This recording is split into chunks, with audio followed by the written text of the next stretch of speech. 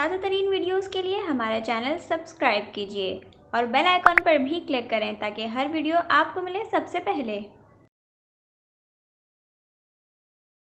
السلام علیکم ناظرین، نیوز 24/7 اردو سروس میں خوش آمدید۔ ناظرین، آج آپ نے ٹویٹر پر ایک ٹاپ ٹرینڈ دیکھا ہوگا #MeToo۔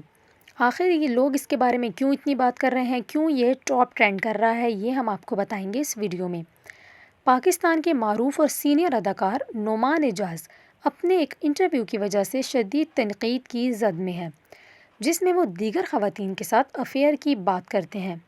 نعمان اعجاز کے اس بیان کو لے کر سوشل میڈیا پر خوب تنقید کی جا رہی ہے۔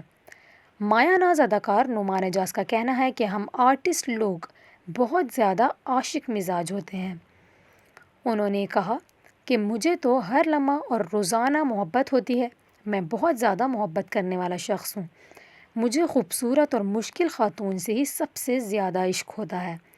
انہوں نے مزید کہا کہ میں بہت اچھا اداکار اور ذہین شخص ہوں، یہاں تک کہ میں اپنی بیوی کو بھی یہ پتہ چلنے نہیں دیتا جن سے عشق کرتا ہوں، ان کے خاوندوں کو بھی پتہ نہیں چلتا۔ اینکر کے سوال پر نعمان اعجاز نے می ٹو مہم سے متعلق یہ جواب دیا کہ بہت خطرناک چیز ہے، لوگ اسے ہتھیار کے طور پر استعمال کرتے ہیں اور یہ سب دین سے دوری کی وجہ سے ہے۔